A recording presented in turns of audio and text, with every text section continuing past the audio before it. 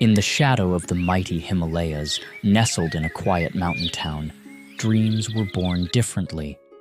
Here, success wasn't measured by noise or fame. It was measured by discipline, grit, and the will to keep going when no one was watching. Every year, this town hosted the prestigious Summit Trials, a brutal competition designed to identify the strongest young climbers in the region. Only a few would be chosen to represent the country on the world's tallest peaks. This year, the crowd was thick with bold voices and louder egos. Everyone had something to prove. And then there was Kabir. He wasn't from a wealthy family. No sponsors, no professional coaching, just a pair of worn-out boots, a second-hand backpack, and a quiet determination in his eyes. While others introduced themselves with loud stories and high achievements, Kabir simply nodded, offered a polite smile, and moved on. Most people didn't even notice him. Those who did, they mocked him. "Bro, you lost already. Just look at your gear. He looks like he came here by mistake. Does he even know what he's doing?"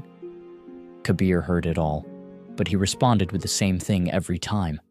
Silence. The trials were intense. 5 days of non-stop climbing, extreme temperatures, and testing not just of the body, but of the mind. Every night, competitors gathered around campfires, bragging about their day's progress, predicting who would drop out next. Kabir never joined in. He would sit on a quiet rock with his flask of tea, sketching the mountain in his notebook, studying the terrain while others laughed, posed for photos, and sought approval. The mountain didn't care who was popular, and neither did he. By day 3, nature reminded everyone who was really in charge. A fierce snowstorm rolled in, turning the mountain into a ghost. Visibility dropped. The cold bit through layers of clothing. Many climbers panicked. Some gave up. Others argued with the organizers to cancel the climb. Kabir? He sat in his tent, calmly reinforcing his rope knots and planning his route again. Because he knew something others didn't. Storms aren't obstacles, they're filters. They separate those who pretend from those who prepare.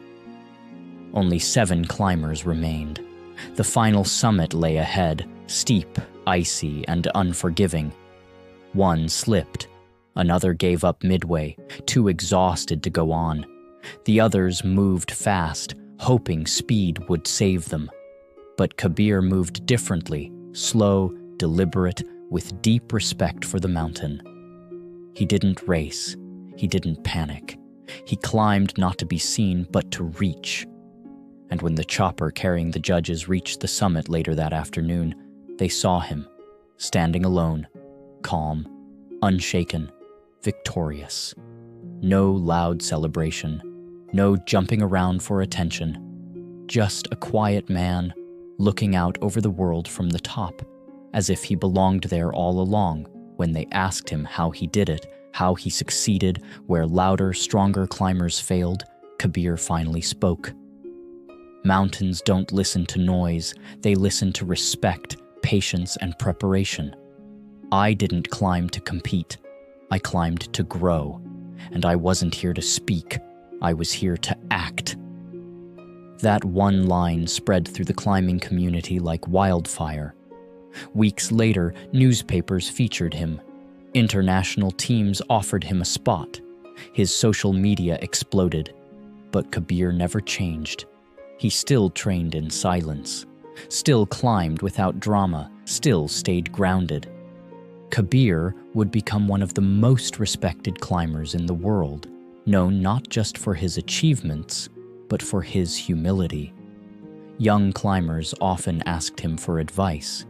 He'd smile gently and say, "In life, many will shout to be seen.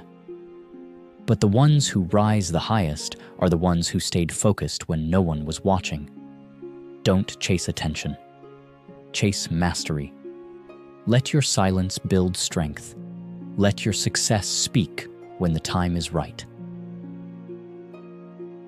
Moral of the story: we live in a world full of noise. Everyone wants to be seen, heard, liked, followed. But true success doesn't need a spotlight. It needs discipline, focus, and silent consistency. The ones who go far are not the loudest. They're the ones who quietly outwork, outlast, and outperform. Be the quiet one. Be the prepared one. Be the climber who doesn't need to shout, because one day the world will listen anyway.